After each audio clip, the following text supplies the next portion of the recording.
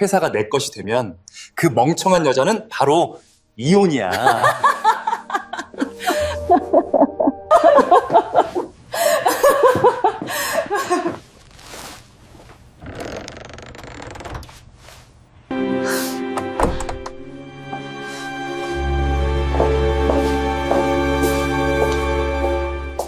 남편의 사무실에 깜빡하고 두고 온 서류를 가져다 주러 갔다가 나는 우연히 남편의 목소리를 들었다. 이 회사가 완전히 내 것이 될 때까지만 기다려. 그럼 바로 아내와 이혼하고 당신과 결혼할 거야. 남편은 자신의 아이를 임신한 비서에게 그렇게 속삭이고 있었다. 나는 그 배신의 현장을 못 들은 척하며 그들을 파멸시킬 계획을 세우기 시작했다. 이 이야기가 시작되기 전에 이 영상을 시청하시는 친구분들이 어느 지역에 계시는지 댓글로 남겨주세요. 좋아요와 구독도 잊지 마세요. 이 채널이 더욱 성장하여 더 흥미로운 이야기를 전해드릴 수 있도록요. 그날 아침 햇살은 유난히 따가웠고 거실에 커다란 통유리창을 뚫고 들어왔다. 김지유는 거울 앞에 서서 단정한 옷매무새를 천천히 매만졌다. 그녀는 돌아가신 아버지께서 물려주신 성진그룹의 대표이사 아내로서 자신의 모습이 완벽하고 우아하며 위엄있게 보이도록 신경 썼다. 남편인 박민주는 몇 시간 전 이사회와 중요한 회의가 있다며 서둘러 출근했다. 가사도우미가 집안일을 모두 마친 것을 확인한 후 지유는 집안에 있는 민준의 서재로 향했다. 그 방은 평소에는 잠겨 있었지만 오늘 아침 민준이 문을 제대로 닫는 것을 잊은 모양이었다. 지윤의 처음 의도는 그저 밤늦게까지 일한 남편의 어지러운 책상을 정리해 주려는 것뿐이었다. 하지만 그녀의 시선은 책더미 옆에 아무렇게나 놓인 두툼한 서류철에 꽂혔다. 지윤은 민준이 출근하기 전 중요한 서류를 찾으며 안절부절 못했던 것을 똑똑히 기억했다. 하지만 결국 그는 포기하고 그냥 나가버렸다. 헌신적인 아내로서 지유는 그 서류를 직접 회사에 가져다 주기로 마음먹었다. 서류를 가방에 넣기 전 강한 충동에 이끌려 지유는 첫 장을 열었다. 인감날인이 된 종이 위 딱딱한 법률 용어들이 눈에 들어왔다.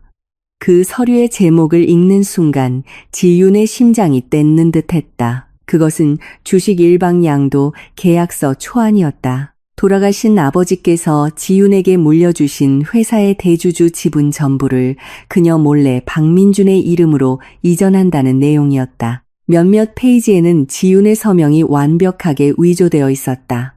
마지막 장만이 공증인 앞에서 인감날인과 자필 서명을 남겨두고 있었다. 지윤은 숨이 막혔다.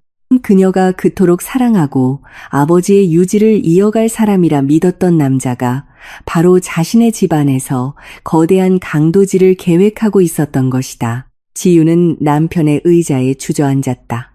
머릿속이 아수라장이었다. 결혼 생활 5년 동안 민주는 늘 다정하고 자상하며 세심한 남편이었다. 그는 항상 지윤에게 회사의 무거운 짐은 자신이 질 테니 당신은 집에서 편안하게 삶을 즐기기만 하면 된다고 말했다. 알고 보니 그 모든 배려는 그녀를 방심하게 만들기 위한 환상에 불과했다. 눈물이 눈꺼풀에 차올랐지만 지우는 거칠게 닦아냈다. 지금 무너질 수는 없었다. 아버지는 지윤을 어떤 상황에서도 이성을 잃지 않는 강한 여자로 키우셨다. 방금 발견한 배신감으로 인한 고통 속에서 차가운 계획이 그녀의 머릿속에서 구체화되기 시작했다. 지윤은 서재의 커다란 그림 뒤에 숨겨진 아버지가 남기신 비밀 금고로 향했다. 그녀는 특수용지가 담긴 상자를 꺼냈다. 그 종이는 언뜻 보기에는 일반 서류 용지처럼 보이지만 특정 화학약품이 섞여 있었다. 일반 펜으로 글씨를 쓰면 3일 안에 흔적도 없이 사라지는 종이었다. 아버지는 과거에 강압적인 계약 사기를 피하기 위해 이 방법을 쓴 적이 있다고 말씀하셨다. 지유는 조심스럽게 서류철의 고정세를 풀어 민준의 원본 문서 마지막 장을 빼내고 그 특수 용지로 바꿔치기 했다. 모든 것을 원래대로 정리한 후 지유는 무표정한 얼굴로 집을 나섰다. 성진그룹 본사 건물까지는 차로 약 40분이 걸렸다. 지우는 뒷좌석에 조용히 앉아 붐비는 서울의 거리를 응시했다. 본사 로비에 도착하자 몇몇 직원들이 깍듯이 고개를 숙여 인사했다. 지우는 능숙하게 훈련된 상냥한 미소로 화답했다. 그녀는 임원 전용 엘리베이터로 향해 최상층 버튼을 눌렀다. 대표이사, 집무실이 있는 곳이었다. 그 층의 복도는 대부분의 직원들이 회의 중이거나 점심시간이라 매우 조용했다. 두꺼운 카펫 위로 지윤의 발소리가 나지막이 울렸다. 남편의 집무실 문 앞에 거의 다다랐을 때 그녀는 문이 살짝 열려 작은 틈이 있는 것을 발견했다. 지윤이 문을 밀려고 할 때 안에서 참는 듯한 웃음소리가 들려왔다. 민준의 목소리였다. 그리고 그의 웃음에 화답하는 여자의 목소리는 그의 개인 비서인 한유라였다. 지윤은 문 바로 옆에서 걸음을 멈추고 자신의 존재를 들키지 않으려 숨을 죽였다. 그녀는 작은 틈으로 안을 엿보았고 심장이 산산조각 나는 광경을 목격했다. 유라는 민준의 책상 위에 앉아 있었고 남편은 그녀 앞에 서서 비서의 허리를 아주 다정하게 감싸고 있었다. 유라의 손은 민준의 가슴을 어루만지며 교태로운 미소를 짓고 있었다. 지유는 손톱이 하얘질 정도로 주먹을 꽉 쥐었다. 두 배신자의 입에서 나오는 모든 단어가 그녀의 귀에 똑똑히 박혔다. 유라는 언제 약속을 지킬 거냐며 애교 섞인 투정을 부렸다. 민주는 비서의 머리카락을 쓰다듬으며 지윤을 경멸하는 듯한 어조로 대답했다. 조금만 더 참으라고. 이 회사의 모든 주식이 법적으로 자기 소유가 되는 순간 바로 아내와 이혼하고 유라와 결혼하겠다고 약속했다. 민주는 심지어 유라의 배를 부드럽게 만지며 자신들의 아이가 세상에 나오는 것이 기다려지지 않는다고 말했다. 이 모든 부를 상속받을 아이 말이다. 유라는 기뻐하며 웃었고 지윤을 남편만 믿고 모든 것을 내어준 멍청한 아내라고 조롱했다. 민준도 그 말에 동의하며 웃었다. 그는 지윤을 속이는 것이 자기 인생에서 가장 쉬운 일이었다고 말했다. 그 여자는 순종적인 가정주부가 되는 데에만 너무 바빴으니까. 지윤은 그 현실을 듣고 온몸이 심하게 떨렸다.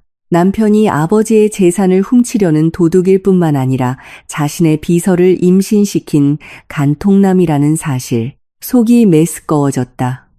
만약 감정에 충실했다면 당장 문을 박차고 들어갔을 것이다. 유라의 머리채를 잡고 민준의 뺨을 손이 마비될 때까지 때렸을 것이다.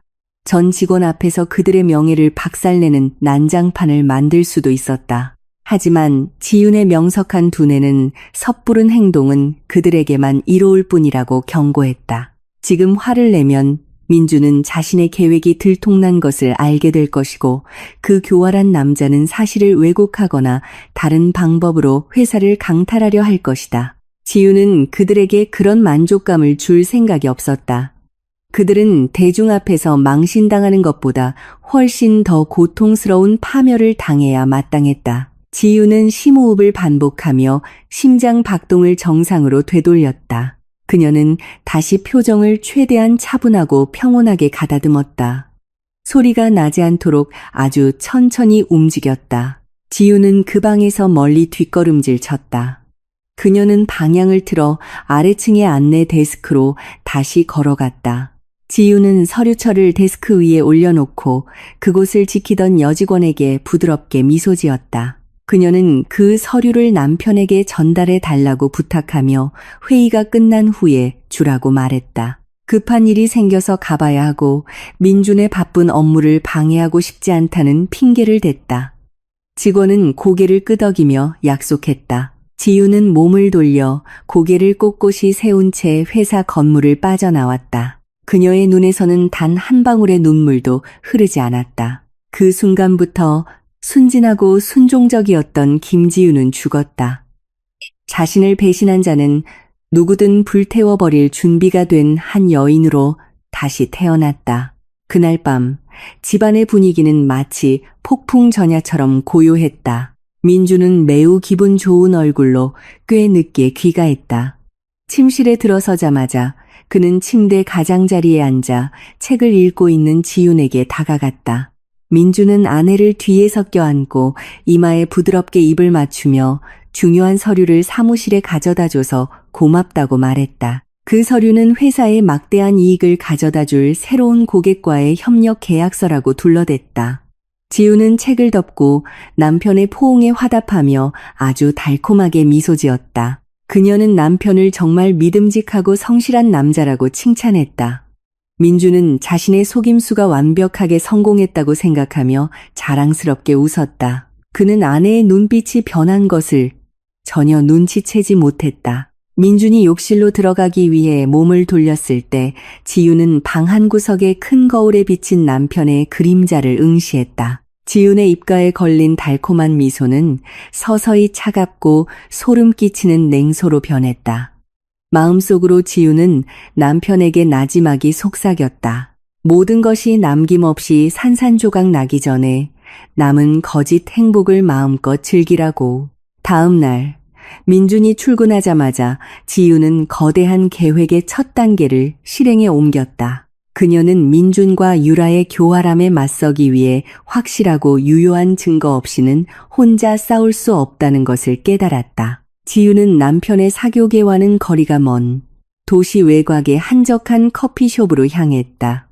그곳에서 그녀는 중년의 한 남자를 만났다. 그는 과거 아버지의 신임을 받던 인류 사설 탐정이었다. 흔적을 남기지 않고 가장 비밀스러운 정보를 수집하는 데 있어 최고 전문가였다. 지우는 민준과 유라의 사진, 그리고 선금으로 거액의 현금이 든 갈색 봉투를 건넸다. 그녀는 탐정에게 유라와 민준의 모든 움직임을 감시하고 그들의 약점, 자주 가는 장소, 그리고 그들과 관련된 모든 사람들을 알아내 달라고 요청했다. 지유는 이 조사가 최고 수준의 신중함 속에서 이루어져야 한다고 단호하게 명령했다. 탐정의 조사 결과를 기다리는 동안 지유는 적의 심리적 방어선을 뚫기 위한 전략을 세웠다. 그녀는 민준과 유라가 우쭐해져서 더욱 부주의해지도록 만들어야 했다. 지유는 점심시간에 남편에게 전화를 걸어 이번 주말에 집에서 저녁 식사 자리를 갖자고 제안했다. 지유는 아내로서 그동안 민준이 회사를 키우는데 도움을 준 핵심 직원들을 더 가까이에서 알아가고 싶다는 이유를 댔다. 물론 지유는 민준의 유능한 비서인 유라를 꼭 초대하라고 특별히 강조했다. 민준은 처음에는 망설였지만 지윤이 너무나 순수하고 배려심 깊은 어조로 말했기 때문에 결국 동의했다. 그는 이것이 직원들 앞에서 자신의 화목한 가정을 과시하고 동시에 불륜의 흔적을 덮을 좋은 기회라고 생각했다. 약속한 날이 되었다. 지윤의 대저택은 최고급 만찬으로 화려하게 꾸며졌다. 회사의 몇몇 핵심 직원들이 도착했고 그 중에는 그날 밤 유난히 눈에 띄게 차려입은 유라도 있었다. 그녀는 몸매를 과시하는 우아한 드레스를 입고 나타났다. 마치 안주인과 경쟁이라도 하려는 듯이 지유는 완벽하고 극진한 환대로 그들 모두를 맞이했다. 그녀는 아무것도 모르는 아내 역할을 훌륭하게 연기했다. 지유는 손님들 앞에서 계속 유라의 업무 능력을 칭찬하며 민준이 유라처럼 똑똑하고 성실한 비서를 둔 것은 정말 행운이라고 말했다. 그 칭찬을 들은 유라는 승리감에 찬 미소를 지으며 이따금씩 민준을 향해 유혹적인 눈빛을 보냈다. 그 모습에 지우는 속이 울렁거렸지만 꾹 참았다. 그녀는 계속해서 손님들을 대접하고 잔에 음료를 따라주며 모두가 편안함을 느끼도록 했다. 유라가 은근히 자신의 우월함을 드러내려 하면서 작은 긴장감이 감돌기 시작했다. 유라는 몇 번이고 의도적으로 지윤의 말을 끊고 사무실에서 민준의 습관에 대해 이야기했다. 마치 자신이 지윤보다 민준을 더 잘 안다는 것을 강조하려는 듯이. 민준은 다른 직원들 앞에서 분위기가 어색해질까봐 안절부절 못하며 화제를 돌리려 애썼다. 하지만 지윤은 평정을 유지했다. 그녀는 유라의 모든 도발에 부드러운 미소와 공허한 칭찬으로 응수했고 이는 오히려 상황을 뜨겁게 만들려는 유라의 노력을 무의로 돌렸다. 지윤에게서 질투하는 반응을 얻지 못해 짜증이 난 유라는 개임의 수위를 더 위험한 단계로 끌어올리기로 결심했다. 저녁 식사가 한창일 때 유라는 거실 근처에 있는 화장실에 다녀오겠다고 했다. 지우는 상냥하게 허락했다.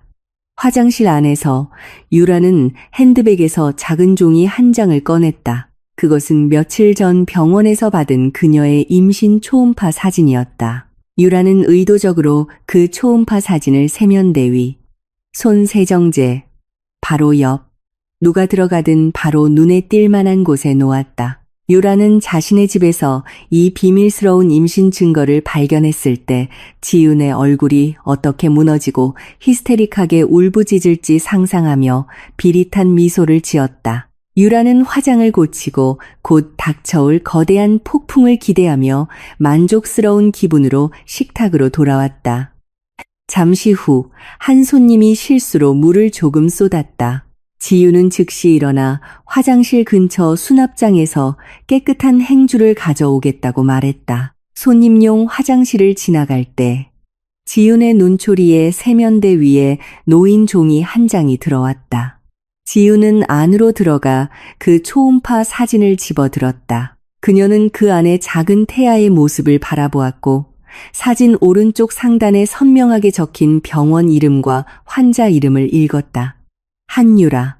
지윤의 예상이 맞았다. 그 여자는 오늘 밤 자신의 감정을 자극하고 정신을 파괴하기 위해 의도적으로 이 흔적을 남긴 것이다.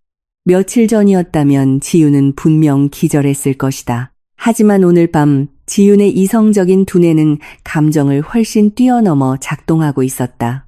지윤은 그 초음파 사진을 조용히 옷 주머니에 넣었다. 그녀는 행주를 들고 식탁으로 돌아와 쏟아진 물을 닦고 아무 일도 없었다는 듯이 저녁 식사를 계속했다. 유라는 자신이 기대했던 지윤의 분노 폭발이 일어나지 않자 불안해 보였다. 저녁 식사는 평화롭게 끝났고 손님들은 작별 인사를 하고 돌아갔다. 민준이 피곤에 지쳐 깊이 잠든 것을 확인한 후 지윤은 서재로 들어가 안에서 문을 잠갔다.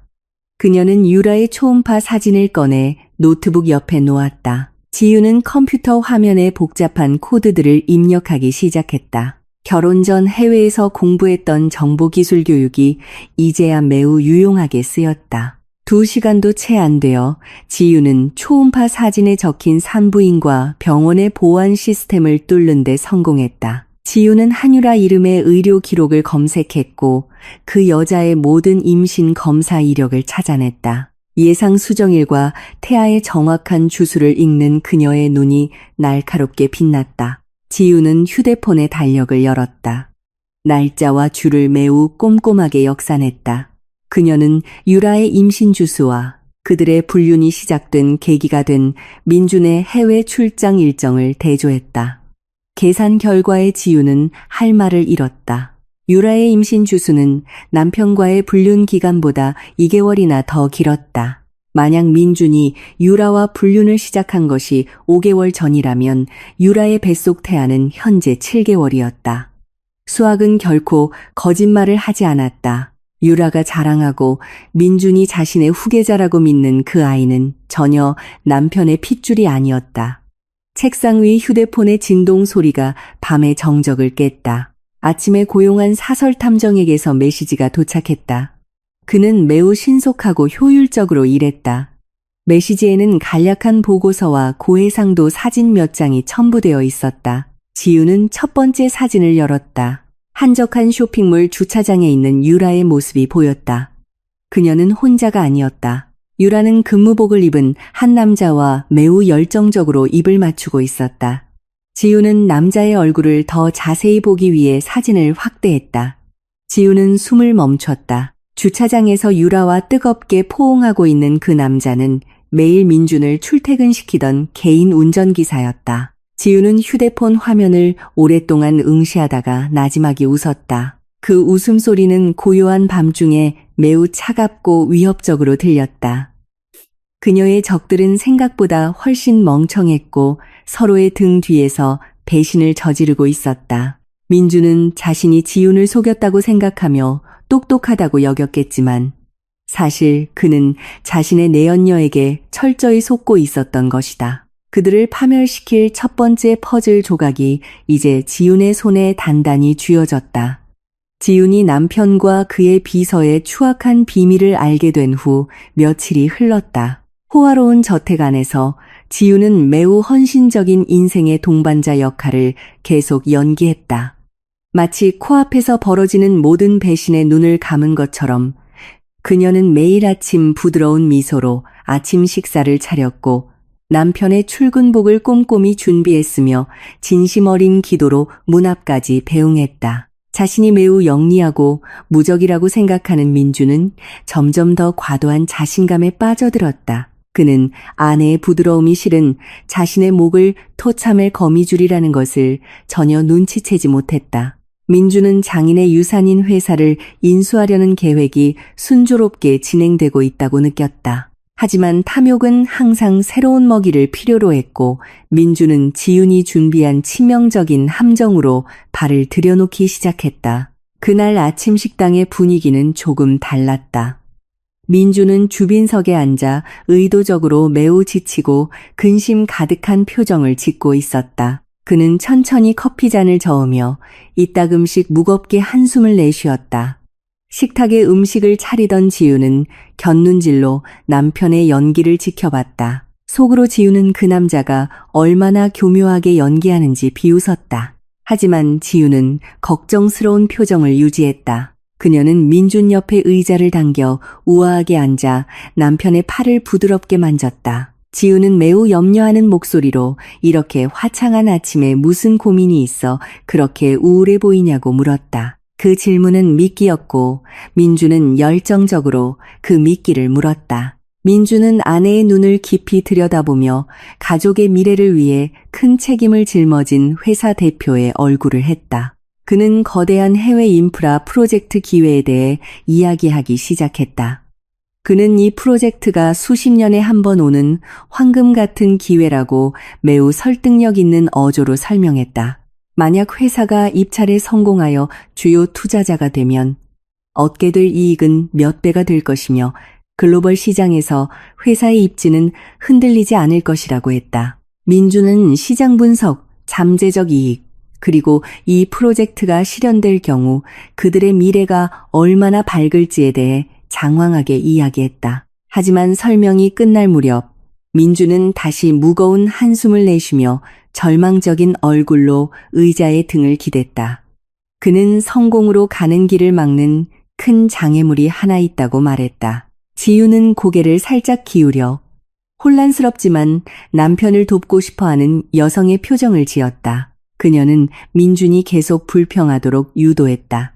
민주는 이어서 회사가 현재 해외 파트너에게 초기 보증금으로 납부할 현금이 부족하다고 설명했다. 회사의 모든 자본은 진행 중인 여러 프로젝트에 묶여 있어 재무 균형을 깨뜨리지 않고는 즉시 인출할 수 없다고 했다. 민주는 고개를 숙여 지윤의 손을 꼭 잡고 애원하는 눈빛으로 아내를 바라봤다. 마침내 그는 본심을 드러냈다. 그는 지윤의 돌아가신 아버지가 남긴 비상 예비 자금을 사용할 수 있도록 허락해달라고 간청했다. 그 예비 자금은 유일한 상속인인 지윤의 직접적인 서명 승인이 있어야만 접근할 수 있는 특별 계좌에 보관되어 있었다. 그 요청을 들은 지윤은 잠시 침묵했다.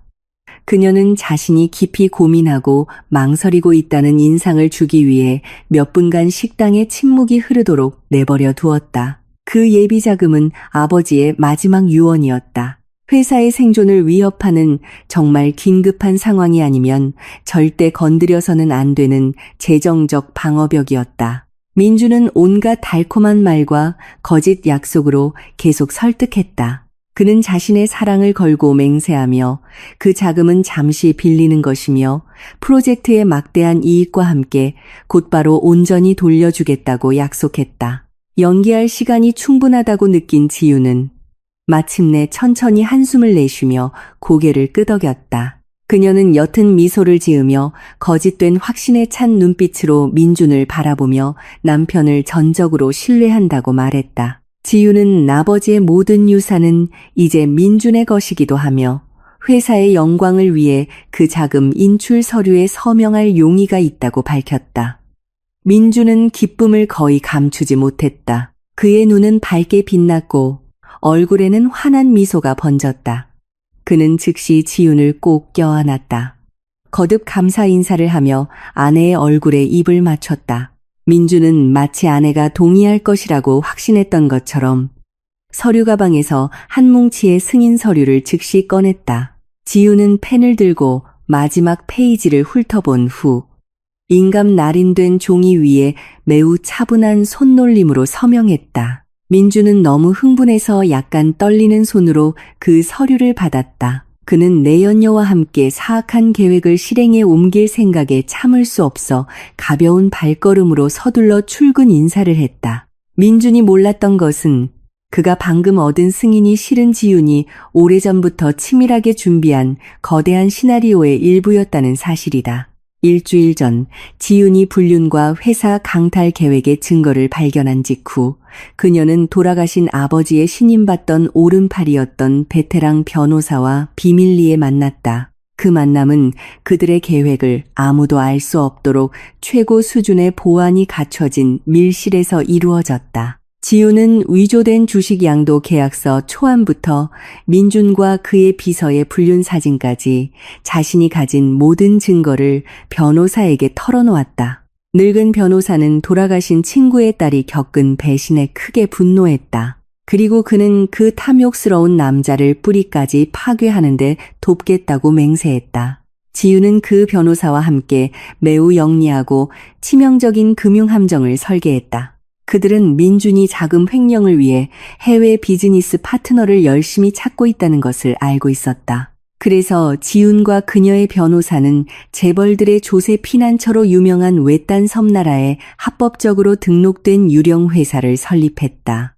이 유령 회사는 가짜 이사회 구성, 인상적인 가짜 프로젝트 포트폴리오, 그리고 전문적인 법률 대리인까지 갖춰 매우 설득력 있게 보이도록 설계되었다. 더욱 대단한 것은 지윤의 변호사가 민준이 그동안 신뢰해온 비즈니스 브로커를 비밀리에 매수했다는 점이다. 이 배신자 브로커는 민준이 그 거대 프로젝트의 주요 파트너로 지윤의 유령 회사를 선택하도록 유도하는 임무를 맡았다. 탐욕의 눈이 먼 민준은 배경조사를 심도 있게 하지 않고 그대로 함정에 빠져들었다. 다시 오늘로 돌아와 호화로운 대표이사 집무실에서 민준과 유라는 그들의 승리를 축하하고 있었다. 직원들이 방해하지 못하도록 방문은 안에서 잠겨 있었다.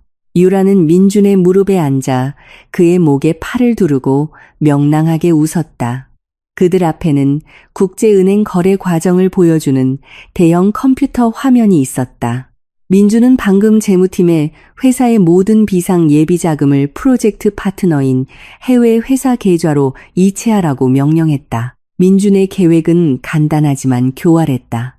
그 해외 회사는 자금을 받아 약간의 행정 수수료를 뗀 후 남은 막대한 금액을 민준의 해외 비밀 개인 계좌로 이체할 것이었다. 이런 방식으로 돈은 깨끗하게 세탁되고 민준은 당국의 의심 없이 장인의 재산을 차지할 수 있었다. 민준의 손가락은 책상 위에서 춤을 추듯 빠르게 뛰는 심장 박동에 맞춰 가볍게 두드렸다. 유라는 남편의 뺨에 여러 번 입을 맞추며 그가 만든 계획이 얼마나 천재적인지 칭찬하는 말을 속삭였다. 유라는 이미 해외에서 누릴 호화로운 삶을 상상하고 있었다.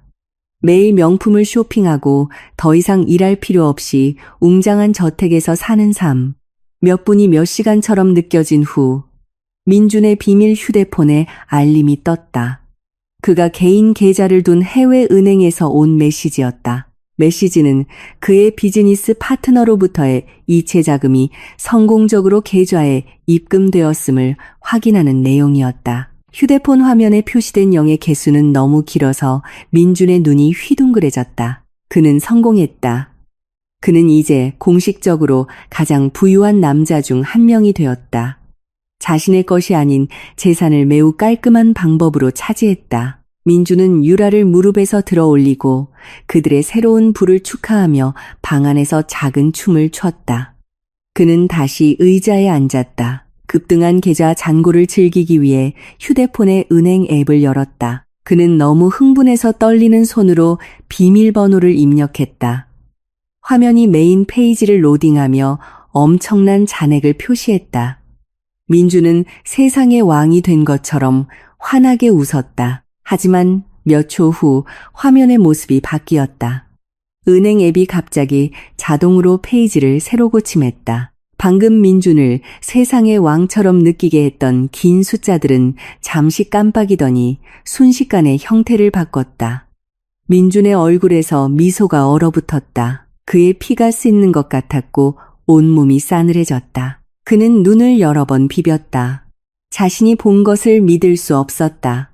그는 떨리는 손가락으로 새로 고친 버튼을 눌렀다. 그저 앱의 시스템 오류이기를 바랐다. 하지만 결과는 같았다. 그의 비밀 개인 계좌 잔고는 이제 크고 조롱하는 듯한 0을 표시하고 있었다. 방금 입금된 모든 자금, 아내의 회사에서 강탈한 결과물인 그 돈이 흔적도 없이 사라져버렸다. 민주는 그 은행 시스템에 지윤의 변호사가 설치한 자동 인출 프로토콜이 있었다는 것을 몰랐다. 돈이 민준의 계좌에 입금되자마자 시스템은 즉시 모든 자금을 쓸어 담아 지윤이 완벽하게 통제하는 다층적인 자산 보호 계좌로 옮겼다. 민준이 다시는 손댈 수 없는 곳으로. 탐욕스러운 남자는 입을 벌린 채 휴대폰 화면을 응시했다. 그의 세계가 눈앞에서 서서히 무너져 내리고 있었다. 대표이사 집무실에는 숨막히는 정적이 흘렀다. 민주는 여전히 휴대폰 화면에 시선을 고정한 채 넋을 잃고 있었다. 그의 숨은 가빠졌고 이마와 셔츠 기세는 식은땀이 흐르기 시작했다. 화면 속의 0이라는 숫자는 마치 그의 모든 오만과 힘들게 쌓아올린 교활한 계획을 비웃는 듯했다. 작은 거울 앞에서 화장을 고치느라 여념이 없던 유라는 옆에 있는 남자의 태도가 급격히 변한 것을 알아차리기 시작했다. 유라는 민준에게 다가가 그의 팔에 몸을 기댄 채 무슨 일이냐며 애교 섞인 목소리로 물었다. 그녀는 민준의 휴대폰 화면을 엿보려 했지만 민준은 거친 반사적인 동작으로 즉시 화면을 끄고 재킷 주머니에 숨겼다. 유라는 그 거친 반응에 놀랐다. 그녀의 눈은 의문으로 가득 찼다. 민준은 애써 표정을 관리하며 힘겹게 침을 삼킨 후 매우 부자연스럽고 억지스러운 미소를 지었다. 민주는 국제은행 결제 시스템에 약간의 기술적 문제가 생겼다고 유라에게 거짓말을 했다. 그는 거액의 자금은 실제로 인출하고 사용하기 전에 며칠간 보류되는 경우가 많다고 거짓 설명을 늘어놓았다. 그는 유라에게 모든 것이 안전하고 통제하에 있으니 걱정하지 말고 조금만 더 기다리라고 안심시켰다. 고위급 은행 업무에 대한 지식이 거의 없었던 유라는 그의 말을 믿고 안도의 미소를 되찾았다. 그녀는 모든 일이 끝나면 함께 떠날 호화로운 휴가 계획에 대해 다시 이야기하기 시작했다. 유라가 계속 떠드는 동안 민준의 머릿속은 온갖 생각으로 복잡했다. 그는 극심한 공황 상태에 빠졌다. 그 돈 자체가 불법적인 횡령의 결과물이었기 때문에 돈이 사라진 것을 당국에 신고할 수는 없었다. 신고한다면 그것은 스스로 감옥에 들어가는 것과 같았다. 민주는 자신이 만든 덫에 갇혔고 좌절감이 그의 이성을 잠식하기 시작했다. 도시의 다른 한편에서 지우는 집거실에 편안히 앉아 따뜻한 차를 마시며 마음을 안정시키는 클래식 음악을 감상하고 있었다. 민준의 계좌에서 자금 인출이 성공했다는 보고는 몇 시간 전 변호사로부터 받았다. 만족스러운 미소가 지윤의 입가에 번졌다. 남편의 힘의 원천을 차단하는 첫 번째 단계는 완벽하게 성공했다. 이제 두 배신자 사이에 남은 신뢰의 잔재를 파괴할 차례였다. 지윤은 찻잔을 내려놓고 휴대폰으로 메시지를 입력하기 시작했다. 회사 조직 밖에 있는 그녀의 신뢰할 수 있는 개인 비서에게 연락했다. 그녀는 민준과 유라의 이성을 갉아먹을 심리전 단계를 시작하라는 특별 지시를 내렸다. 지우는 비서에게 최고급 쇼핑센터의 가장 독점적인 부티크들을 방문하라고 명령했다. 그 비서는 거래 흔적을 남기지 않기 위해 현금으로 엄청나게 비싼 명품들을 사들이는 임무를 맡았다. 구매한 물건들은 평범한 것들이 아니었다. 반짝이는 다이아몬드가 박힌 보석, 한정판 유명 디자이너 핸드백, 그리고 크리스탈이 촘촘히 박힌 아름다운 하이힐이었다. 모든 물건은 매우 고급스러운 선물 상자에 담겨 우아한 리본으로 장식되었다.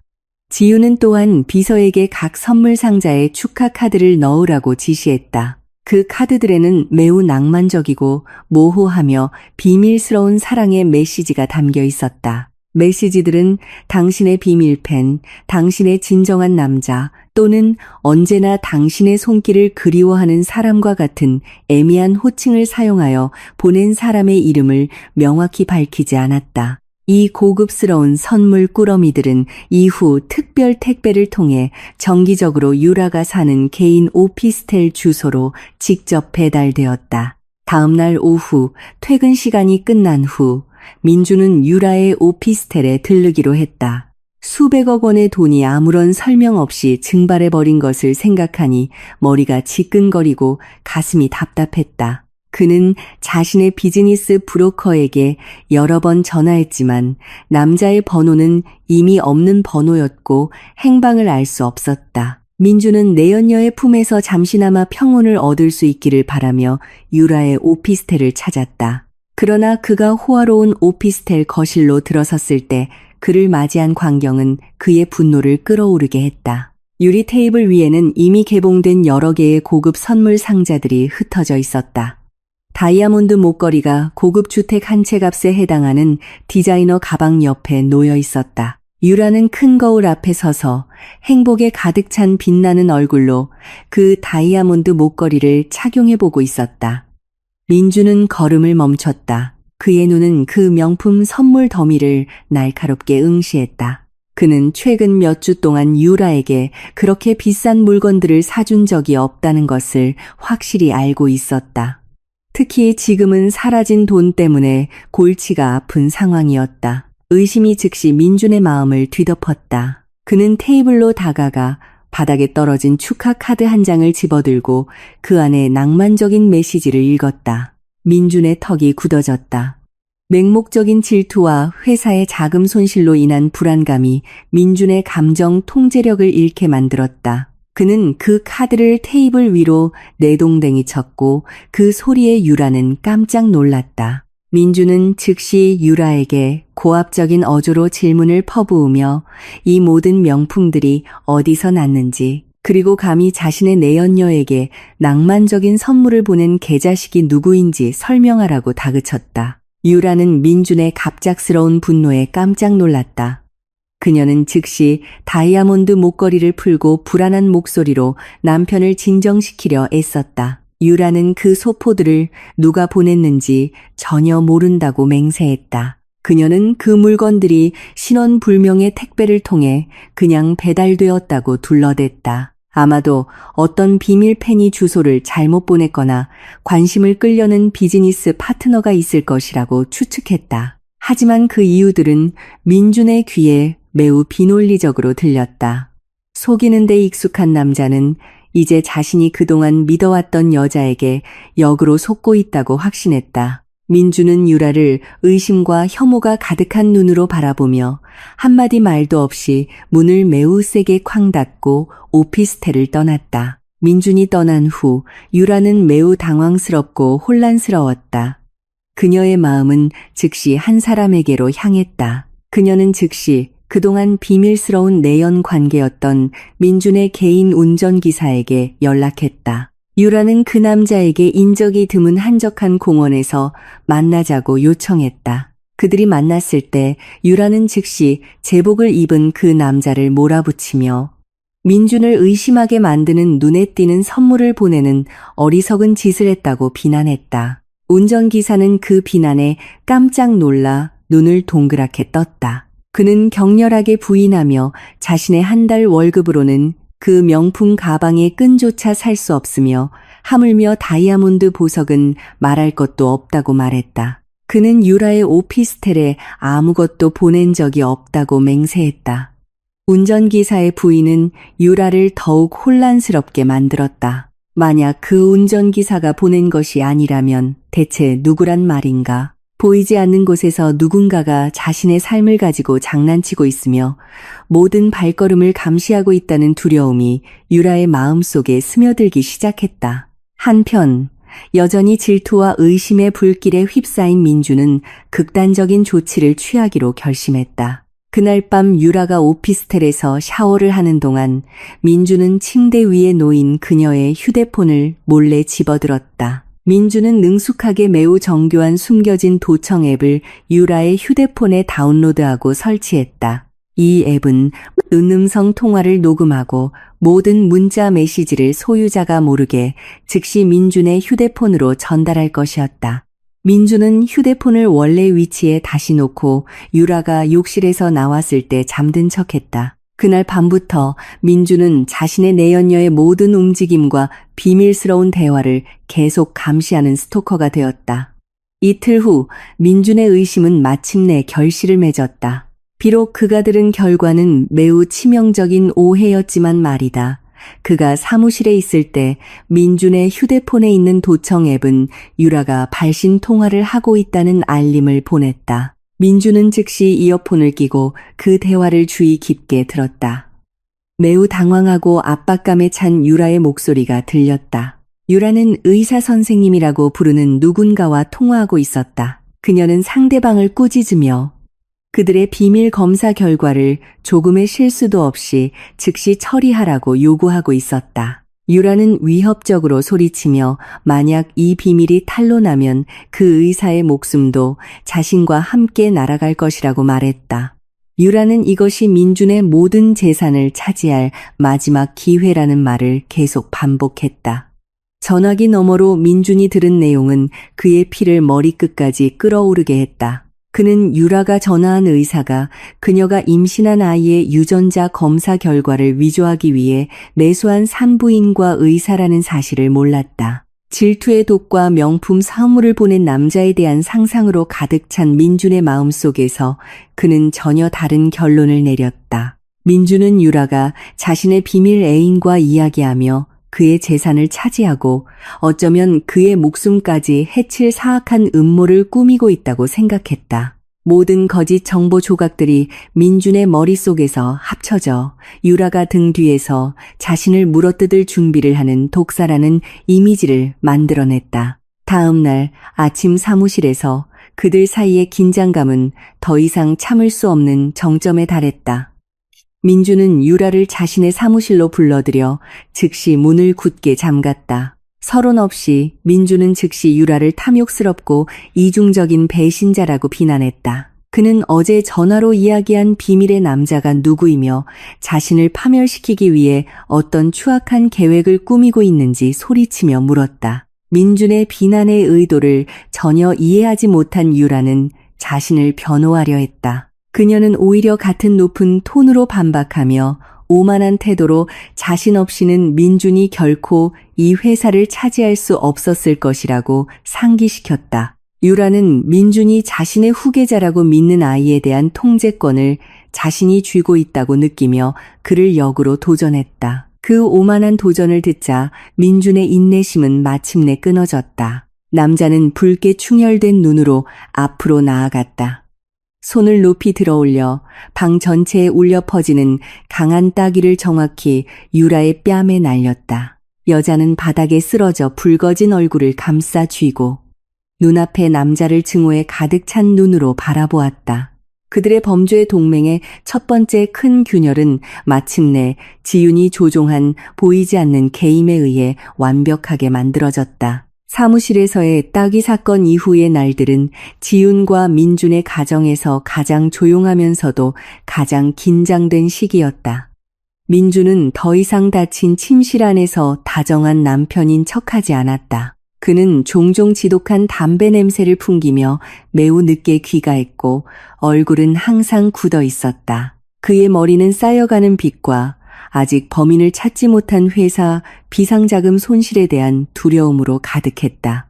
민주는 일부 부서장들이 일치하지 않는 재무보고서에 대해 의문을 제기하기 시작하면서 회사 내 자신의 입지가 점점 더 위태로워지고 있음을 느꼈다. 그는 지윤이 자신이 저지른 자금 유출에 대해 무언가 이상하다는 것을 알아차리기 전에 권력을 완전히 장악하는 것만이 자신을 구할 유일한 방법이라는 것을 알았다.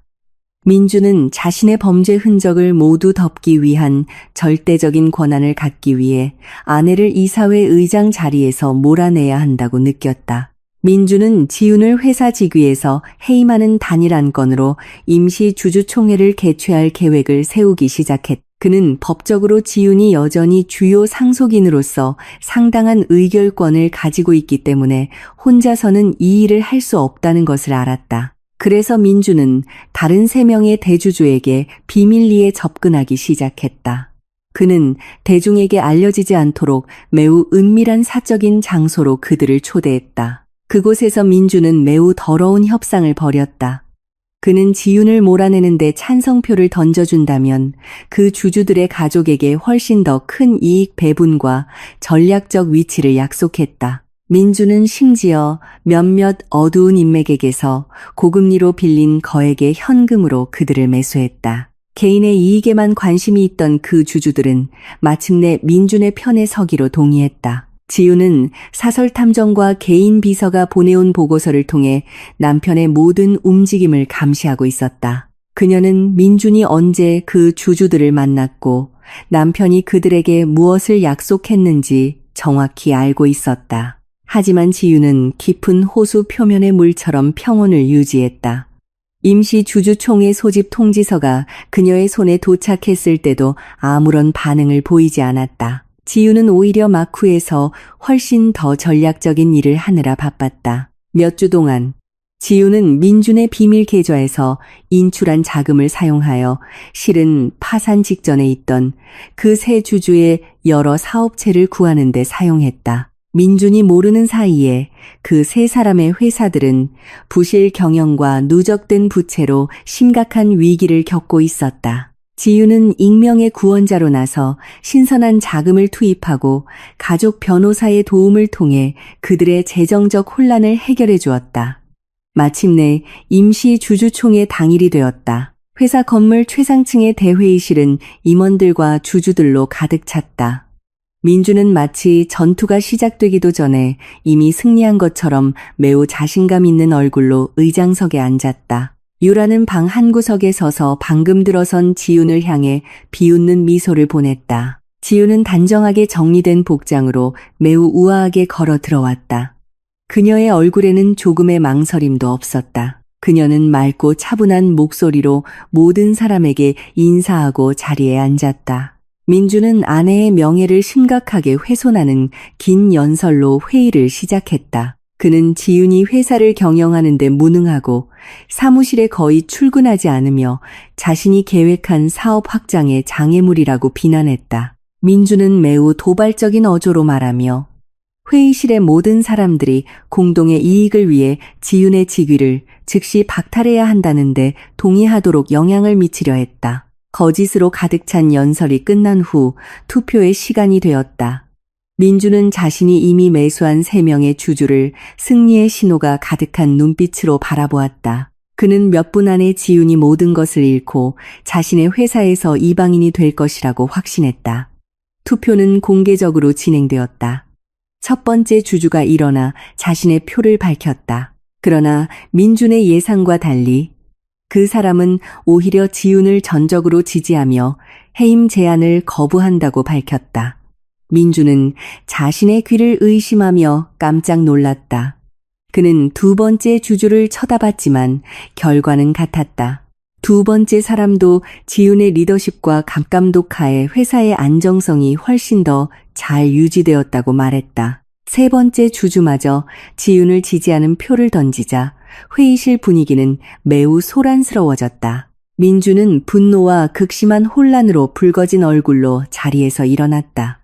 그는 왜 그들이 이전에 맺은 계약을 배신했는지 설명을 요구하며 소리쳤다. 하지만 세 주주는 민준을 차가운 시선으로 바라볼 뿐이었다. 그들 중 한 명이 개인적인 야망을 위해 회사의 기반을 파괴하려는 사람을 지지할 수 없다고 설명했다. 특히 그들이 지윤이 비밀리에 그들의 가족 사업을 구하는데 얼마나 큰 공을 세웠는지 알게 된 후에는 더욱 그랬다. 그들은 지윤이 리더로서 놀라운 진정성을 보여주었다고 밝혔다. 그것은 민준이 지금까지 해왔던 어떤 것보다 훨씬 뛰어넘는 것이었다. 민준은 대낮에 벼락을 맞은 것 같았다. 그가 준 모든 뇌물은 지윤이 그들에게 제공한 전략적 도움에 비하면 아무 의미가 없었다. 회의는 마침내 지윤의 직위를 유지하고 오히려 민준의 리더십에 대한 불신임만을 가결하는 절대적인 결정으로 끝났다. 대중 앞에서 망신을 당한 민준은 매우 빠른 걸음으로 회의실을 나섰다. 이미 창백해진 얼굴의 유라가 그 뒤를 따랐다. 민준은 자신의 세계가 완전히 무너졌다고 느꼈다. 하지만 그 남자를 위한 충격은 아직 끝나지 않았다. 그가 막 건물 로비에 도착해 차로 향하려 할 때 경찰 제복을 입은 건장한 남자 몇 명이 이미 그의 길을 막고 서 있었다. 경찰들은 공식 영장을 가지고 있었고 즉시 그들 일행에게 다가갔다. 민준은 경찰이 자신을 잡으러 온 줄 알았다. 그러나 경찰들이 민준 뒤를 따라 걷던 지윤 쪽으로 향하면서 엄청난 반전이 일어났다. 경찰관은 지윤이 막대한 금액의 회사 탈세 및 여러 국가 문서 위조 사건에 연루된 혐의로 체포된다고 밝혔다. 방금 전까지 망연자실했던 민준은 그 광경을 보고 갑자기 큰 소리로 웃기 시작했다. 그는 이것이 자신이 다시 승리할 순간이라고 느꼈다. 알고 보니 그가 오래전부터 심어놓은 가짜 세금 증거로 지윤을 함정에 빠뜨리려는 예비 계획이 결실을 맺은 것이었다. 민준은 경찰이 아내의 손에 수갑을 채우기 시작할 때 조롱 가득한 눈빛으로 지윤을 바라보았다. 그는 비록 지윤이 회의실에서는 이겼지만 결국 감옥에서 끝날 것이라고 승리에 찬 말을 속삭였다. 지윤은 조금도 저항하지 않았다. 그녀는 여전히 차분한 얼굴로 경찰의 절차에 따랐다. 마치 지금 일어나는 모든 일이 자신이 직접 쓴 시나리오의 일부인 것처럼 지윤은 이제 차갑고 고요한 임시 구치소 안에 있었다. 칙칙한 벽과 어두운 조명은 그곳에 있는 누구에게나 매우 암울한 분위기를 자아냈다. 그러나 지윤은 긴 나무 벤치 위에 꼿꼿이 앉아 있었다. 그녀의 손가락은 가져온 작은 묵주를 돌리고 있었다. 그녀의 얼굴에는 두려움이나 후회의 기색이 없었다. 그녀는 마치 점심시간을 기다리는 사람처럼 매우 차분하고 통제된 모습이었다. 그녀는 밖에서 민준이 자신의 체포를 축하하며 파티를 벌이고 있다는 것을 알고 있었다. 그녀는 또한 대기업 대표이사 부인의 체포 소식이 이미 언론에 좋은 먹잇감이 되었을 것이라는 것도 알고 있었다. 모든 이해관계자들의 관심을 끌기 위해 그녀가 바랐던 그대로였다. 몇 시간 후 구치소의 철문이 삐걱거리며 열렸다. 지윤에게 매우 익숙한 발소리가 다가왔다. 민준은 지윤의 눈에 매우 역겹게 보이는 환한 미소를 지으며 방으로 들어왔다. 그는 변호사나 다른 누구도 데려오지 않고 혼자 왔다.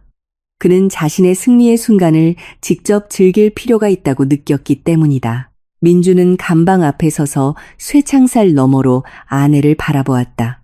그의 시선은 그동안 억눌러왔던 만족감과 복수심으로 가득 차 있었다. 그는 매우 거만한 어조로 말하기 시작했다. 그동안 지윤을 속이기 위해 사용했던 모든 가면을 벗어던졌다.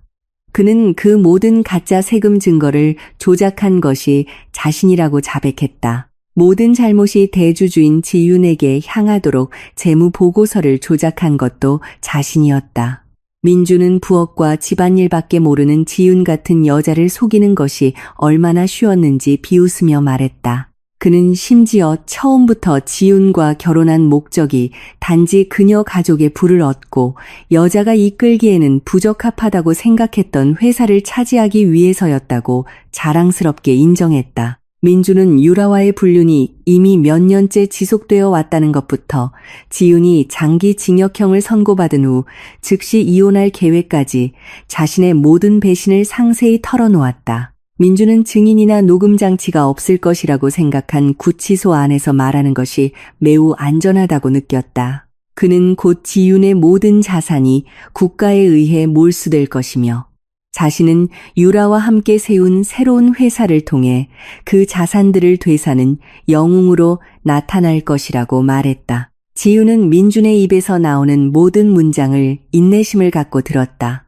그녀는 이따금씩 고개를 끄덕이며 남편이 자신이 저지른 범죄들에 대해 더 많이, 더 자세히 이야기하도록 유도했다. 과거에 민준이 지훈의 아버지 차량의 브레이크를 고장내려 했던 시도까지 포함해서 말이다. 비록 사망에 이르게 하지는 못했지만 아버지의 건강을 급격히 악화시켰던 사건이었다. 이미 기세등등해진 민준은 아무런 부담 없이 모든 것을 이야기했다. 그는 이 전쟁에서 완전히 승리했다고 느꼈다. 민준이 승리의 연설을 마친 후 지우는 천천히 자리에서 일어났다. 그녀는 쇠창살로 다가가 매우 날카롭고 위험 있는 눈빛으로 남편의 눈을 마주 보았다. 민준이 전에 본 적 없는 시선이었다. 지우는 깊은 숨을 들이쉬고 작게 웃기 시작했다. 그 웃음소리는 매우 차갑게 들렸고 갑자기 민준의 등골을 오싹하게 만들었다. 지우는 그리고 옷깃에 꽂힌 작은 브로치를 만졌다. 단정한 옷차림 바로 아래에 있었다. 그 브로치는 중앙에 작은 보석이 박힌 매우 아름다운 꽃 모양이었다. 지우는 민준에게 그 브로치가 단순한 장신구가 아니라 경찰과 변호인단 서버에 직접 연결된 최첨단 무선 음성 및 영상 녹화 기술이라고 설명했다. 방금 민준이 오만함에 가득 차 내뱉은 모든 죄의 고백은 매우 선명한 음질로 녹음되었고 옆방의 수사관들이 실시간으로 지켜보고 있었다. 기쁨으로 붉어졌던 민준의 얼굴은 순식간에 시체처럼 창백해졌다. 민준이 반응하거나 도망치려 하기도 전에 구치소 구역으로 통하는 입구가 거칠게 부서졌다. 경찰서장과 그의 부하 몇몇이 매우 단호한 걸음으로 방 안으로 들어왔다. 그들은 지윤의 감방으로 가지 않고 곧바로 민준에게 달려들어 그의 손을 뒤로 꺾었다. 한 경찰관이 즉시 민준의 권리를 낭독하고 그가 방금 자백한 문서 위조, 사기 미수, 회사 자금 횡령, 그리고 타인에 대한 상해 계획 혐의로 체포된다고 선언했다. 민준이 지윤의 목을 영원히 푼 것이라고 상상했던 쇠수갑이 이제는 자신의 두 손목을 단단히 옥죄고 있었다. 민준은 이 모든 것이 함정이라고 소리치며 저항하려 했지만 경찰들은 아랑곳하지 않고 즉시 그를 방 밖으로 끌고 나갔다. 다른 경찰관이 그리고 매우 정중하게 지윤의 감방문을 열었다. 지윤은 고개를 꼿꼿이 세운 채 걸어 나왔다. 그녀에게서는 어떤 약한 모습도 보이지 않았다. 경찰서장은 지윤과 악수하며 이 함정 수사에 협조해 준 것에 대해 감사 인사를 전했다. 알고 보니 지윤이 사무실 로비에서 체포된 것은 처음부터 지윤과 경찰 당국이 민준을 안전하다고 생각하는 장소에서 직접 자백하도록 유도하기 위해 합의된 시나리오였던 것이다. 지윤은 이전에 가지고 있던 증거들이 이미 충분히 강력하다는 것을 알고 있었다. 하지만 민준 자신의 입에서 나온 구두 자백은 그의 형량을 훨씬 더 무겁게 만들고 어떤 변호사도 더 이상 이의를 제기할 수 없게 만들 것이었다. 경찰서를 나온 후 지윤은 대중 앞에서 자신의 명예를 회복하기 위한 모든 서류를 준비한 변호인단의 환영을 받았다. 지윤은 즉시 그들에게 민준과 관련된 남은 자산을 모두 압류하고 그 남자가 회사에 접근할 수 있는 모든 통로를 차단하라고 명령했다. 그녀는 또한 비서에게 유라의 행방을 즉시 찾으라고 지시했다. 그녀는 그 여자가 즉시 처리해야 할 마지막 조각이라는 것을 알고 있었기 때문이다. 지윤은 차에 올라 창밖을 바라보며 매우 안도감을 느꼈다. 그동안 그녀의 삶을 괴롭혔던 거대한 폭풍이 이제 잠잠해지기 시작했다. 하지만 그녀는 아버지와 자신의 결혼 생활을 망친 모든 사람들이 그에 상응하는 업보를 받을 때까지 멈추지 않을 것이었다. 그녀의 복수 여정은 이제 적들에게 훨씬 더 고통스러운 마지막 장에 접어들었다. 민준의 체포 소식은 가뭄 속 들불처럼 매우 빠르게 퍼져나갔다. 방송국과 온라인 뉴스 포털은 수갑이 채워진 채 경찰서를 나서는 민준의 얼굴을 계속해서 내보냈다. 회사 측의 공식 발표도 홍보팀에 의해 즉시 발표되었다. 민준이 불명예스럽게 해고되었으며 회사 자금 흐름과 관련된 그의 모든 개인 자산이 당국에 의해 전면 동결되었다는 내용이었다. 호화로운 오피스텔 안에서 유라는 온몸을 심하게 떨며 텔레비전 화면을 응시했다. 그녀의 얼굴은 창백했고 자신의 주요 보호막이자 부의 원천이 이제 산산조각 났다는 것을 깨달았다. 더 이상 그녀의 호화로운 생활 방식을 지원해줄 권력 있는 남자는 없었다. 유라는 곧 경찰이 자신의 계좌로 흘러들어간 자금을 추적하고 이 오피스텔에 있는 모든 명품들을 압류할 것이라는 것을 깨달았다. 공황 상태가 유라의 이성을 마비시켰다. 그녀는 즉시 침실로 달려가 옷장에서 큰 여행 가방을 꺼내 가져갈 수 있는 모든 귀중품을 담기 시작했다. 그녀는 평상복을 버리고 보석, 명품 시계, 그리고 그동안 작은 금고에 보관해온 현금 뭉치만 넣었다. 유라는 오늘 밤 바로 해외로 도피할 계획이었다. 민준에게 닥친 모든 법적 혼란에서 벗어나 그녀는 자신의 비밀 애인에게 다급한 메시지를 보냈다. 개인 운전기사에게 유라는 그 남자에게 즉시 비상 차량을 준비해 오피스텔 건물 뒷문에서 자신을 픽업하여 인천국제공항으로 데려다 달라고 요청했다. 운전기사는 유라의 요청에 동의했다. 얼마 지나지 않아 유라는 건물 경비원에게 들키지 않기 위해 비상 통로를 따라 매우 무거운 여행 가방을 힘겹게 끌었다. 숨이 찼다. 임신으로 부풀어 오른 배 때문에 빨리 움직이기가 힘들었다. 뒷문에 도착했을 때 회사 소유가 아닌 평범한 차 한 대가 시동을 켠 채 기다리고 있었다. 운전기사는 즉시 내려 유라의 여행 가방을 재빨리 받아 뒤 트렁크에 넣었다. 유라는 조수석에 타며 약간의 안도감을 느꼈다. 마침내 민준의 몰락에서 벗어나 자신이 구한 재산과 뱃속 아이의 생물학적 아버지와 함께 새로운 삶을 시작할 수 있다고 생각했다. 공항으로 가는 길은 매우 길고 긴장되었다. 유라는 계속 뒤를 돌아보며 경찰차가 따라오지 않는지 확인했다. 공항 출발 구역에 도착했을 때 분위기는 승객들로 매우 붐볐다. 운전기사는 하차 구역에 차를 세웠다. 유라는 옷을 정돈하며 먼저 차에서 내렸다. 서둘러 발권 카운터로 갈 준비를 했다. 운전기사는 차 뒤로 걸어가 트렁크를 열고 유라의 무거운 여행 가방을 내렸다. 그러나 유라에게 여행 가방 손잡이를 건네는 대신 운전기사는 두 손으로 그 가방을 굳게 잡았다. 유라는 가방을 받으려고 손을 뻗었지만 운전기사는 뒤로 물러섰다. 유라는 혼란스러운 표정으로 그 남자를 바라보며 비행기 시간을 맞춰야 하니 빨리 가방을 달라고 재촉했다. 남자는 비스듬히 미소를 지었다. 유라에게는 매우 낯선 경멸적인 미소였다. 운전기사는 이어서 자신은 유라와 함께 해외로 가지 않을 것이며 이 재산이 담긴 가방은 그동안 자신이 연기한 모든 것에 대한 대가라고 말했다. 유라는 눈을 동그랗게 뜨고 그 남자의 말뜻을 따지며 소리쳤다. 차가운 어조로 운전기사는 처음부터 자신이 유라를 내부에서 파괴하기 위해 훨씬 더 강력한 누군가에게 고용되었다고 설명했다. 그 누군가는 이 가방 안의 모든 명품보다 몇 배나 더 많은 돈을 지불했다. 단지 유라가 가장 결정적인 순간에 한 푼의 재산도 없이 버려지도록 하기 위해서. 그리고 그 누군가는 바로 지은이었다. 유라가 그 쓰라린 현실을 소화하기도 전에 운전기사는 군중 속으로 재빨리 달려갔다. 유라에게 남은 유일한 재산을 가지고 도망쳤다. 유라는 뒤쫓으려 했지만 무거운 몸으로는 남자의 달리기 속도를 따라잡을 수 없었다. 그녀는 공항보도에 넘어져 히스테릭하게 울부짖으며 그동안 피난처라고 생각했던 남자에게 배신당했다는 사실을 깨달았다. 유라는 돈도 비행기 표도 목적지도 없이 공항의 인파 속에 완전히 혼자 버려졌다. 유라의 탈출 희망은 완전히 사라졌다.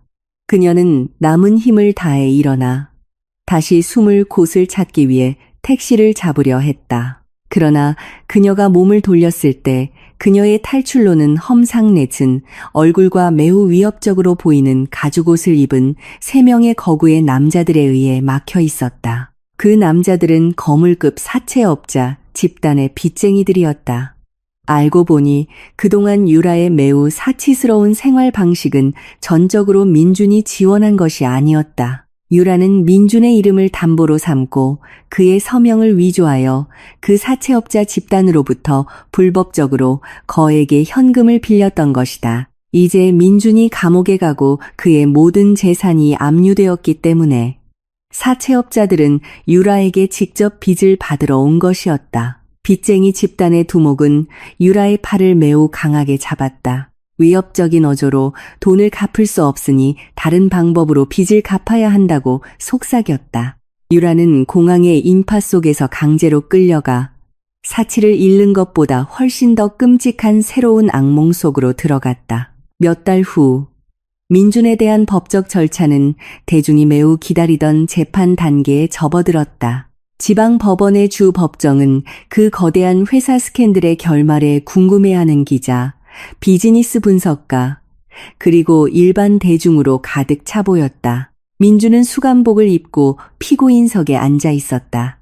그의 얼굴은 매우 수척했고 머리는 헝클어졌으며 눈빛은 깊은 절망감을 드러냈다. 한때 그에게 늘 붙어 다녔던 사치와 오만함은 이제 흔적도 없이 사라졌다. 대신 패배자의 기운이 그를 감쌌다. 앞쪽 방청석에 지유는 매우 우아하게 앉아 있었다. 그녀는 마치 결말을 이미 알고 있는 연극을 보는 것처럼 무표정한 얼굴로 재판 진행을 지켜보았다. 검사는 민준에 대한 매우 무거운 여러 혐의를 낭독하기 시작했다. 회사 문서 위조, 주주 자금 횡령, 그리고 사기 미수까지. 혐의를 강화하기 위해 검사는 피고인의 가장 가까운 측근으로부터 직접 증언할 핵심 증인을 불렀다. 법정 문이 열리고 유라가 경찰관의 호의를 받으며 들어왔다. 유라의 모습은 매우 초라하고 비참했다. 그녀는 점점 커지는 배와 함께 매우 말라 보였다. 지난 몇 달 동안 유라는 빚쟁이들의 협박으로 공포 속에서 살았다. 결국 경찰이 초기 수사의 일환으로 그녀를 구금했다. 더 무거운 징역형의 위협에서 자신을 구하고 빚의 굴레에서 벗어나기 위해 유라는 민준에게 불리한 증언을 하는 증인이 되기로 검찰과 합의했다. 유라는 증인석에 앉아 선서했다. 조금의 망설임도 없이 유라는 민준이 저지른 모든 범죄를 이야기하기 시작했다. 그녀는 민준이 중요한 프로젝트 문서에서 여러 서명을 위조하도록 어떻게 지시했는지에 대해 상세히 증언했다. 유라는 또한 해외 유령 회사로의 자금 횡령 아이디어 전체가 순전히 민준의 단독 계획이었으며 자신은 거부하면 해고될 것이라는 위협 때문에 명령에 따랐을 뿐이라고 밝혔다. 유라는 사실을 왜곡하여 자신을 민준의 조종적인 권력의 희생자로 둔갑시켰다. 그 거짓과 배신으로 가득 찬 증언을 듣고 민준은 감정을 억누를 수 없었다. 그는 피고인석에서 일어나 재판부 앞에서 유라를 향해 욕설을 퍼부으며 그녀를 은혜도 모르는 배신자라고 비난했다. 재판장은 뜨거워진 법정 분위기를 진정시키기 위해 여러 번 의사봉을 두드려야 했다. 매우 배신감을 느낀 민준은 혼자 무너지고 싶지 않았다. 그는 즉시 변호사에게 속삭이며 체포되기 전에 몰래 빼돌린 데이터 저장 장치를 건넸다. 민준의 변호사는 앞으로 나와 반박 증거로 오디오 녹음을 재생할 수 있도록 재판부의 허가를 구했다. 그 녹음은 민준이 몇 달 전 유라의 기기에 설치했던 휴대폰 도청의 결과물이었다. 유라의 목소리가 법정 전체에 울려 퍼졌다. 녹음에서는 유라가 누군가와 논의하며 지윤을 영구적으로 신체적 상해를 입혀 더 이상 회사를 경영할 수 없게 만들려는 사악한 의도를 계획하는 것이 분명하게 들렸다. 녹음 속 유라는 또한 모든 재산을 차지한 후에는 민준을 즉시 제거해야 한다고 재촉했다. 그 녹음은 상황을 매우 빠르게 역전시켰다. 이제 유라의 얼굴이 창백해질 차례였다. 검사는 즉시 그 새로운 증거를 유라를 계획적인 범죄 미수 혐의로 기소할 근거로 기록했다. 궁지에 몰려 극도로 당황한 유라는 마침내 통제력을 잃었다. 그녀는 증인석에서 일어나 떨리는 손으로 민준의 얼굴을 가리켰다. 유라는 자신의 마지막 무기를 꺼내기로 결심했다. 그동안 자신의 안전 보장책으로 비밀스럽게 간직해온 가장 어두운 비밀. 유라는 재판장에서 민준이 냉혈한 살인자라고 폭로하며 소리쳤다. 그녀는 몇 년 전 민준이 지윤에 돌아가신 아버지의 차량을 사보타주하기 위해 일단의 청부 폭력배를 고용했고 그것이 치명적인 사고를 유발하여 그 노인의 건강을 앗아가 결국 사망에 이르게 했다는 증거를 폭로했다. 유라는 그 폭력배들의 이름과 자신이 직접 목격한 비밀 거래 장소를 언급했다. 재판장 분위기는 즉시 폭발했다. 기자들은 서둘러 그 뜨거운 뉴스를 타전했다. 재판장은 이제 멍하니 서 있는 민준을 날카롭게 쳐다보았다. 그는 자신의 인생이 오늘로 완전히 끝났다는 것을 깨달았다. 그가 가장 두려워했던 가장 큰 비밀이 마침내 자신의 내연녀에 의해 폭로된 것이다. 두 탐욕스러운 인간은 이제 서로의 범죄를 발가벗기고 있었다. 서로를 물어뜯고 서로를 매우 깊은 파멸의 구렁텅이로 끌어당겼다. 그 혼란 속에서 민준의 시선은 우연히 방청석에 앉아있는 지윤의 시선과 마주쳤다. 지윤은 과장된 표정을 짓지 않았다.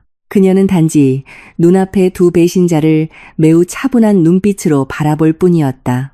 얼음처럼 차갑게 승리의 미소도 조롱의 웃음도 없었다. 오직 그녀의 가슴 속에서 타오르는 절대적인 만족감 뿐이었다. 그녀는 그들을 처벌하기 위해 자신의 손을 더럽힐 필요가 없었다. 단지 약간의 의심의 불씨를 지피고 그들의 재정적 힘의 원천을 차단하는 것만으로 충분했다. 지윤은 두 탐욕스러운 인간이 국가의 법 앞에서 서로를 죽이고 자신들의 미래를 파괴하도록 만드는데 성공했다. 그날의 재판은 유라에 대한 공식적인 구속과 민준에 대한 여러 추가 조항으로 마무리되었다.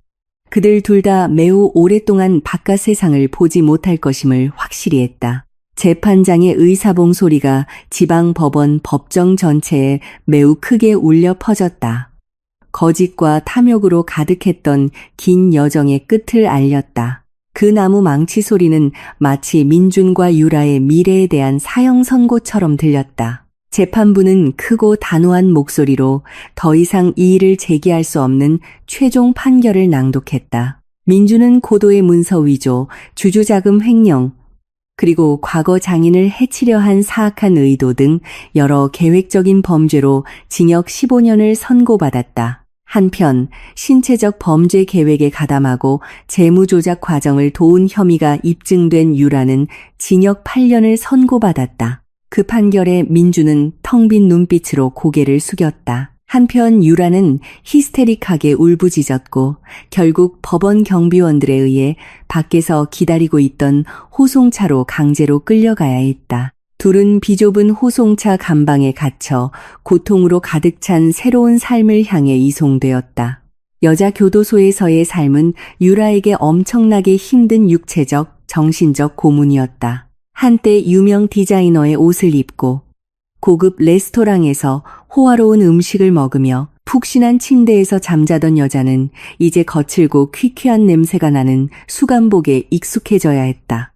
매일 아침 해가 뜨기 전에 일어나 교도소 구역을 청소하고 칙칙한 금속 식판 위에 제공되는 보잘것없는 음식을 먹어야 했다. 임신으로 무거워진 몸은 그 모든 일과를 수천 배 더 고통스럽게 만들었다. 유라는 밤이 되면 종종 감방 구석에서 몰래 울었다. 단 몇 달 만에 180도 바뀐 자신의 운명을 한탄하며 그러나 그 모든 눈물과 고통 뒤에도 유라는 마음속에 교활한 희망을 품고 있었다. 그녀는 항상 부풀어 오른 배를 어루만지며 자신이 임신한 아이가 자신을 구해줄 황금 열쇠라고 믿었다. 유라는 그 아이를 이용해 민준의 대가족, 특히 후계자를 간절히 원했던 민준의 어머니로부터 동정심을 얻어낼 계획이었다. 마침내 추운 밤중에 분만 시간이 찾아왔다.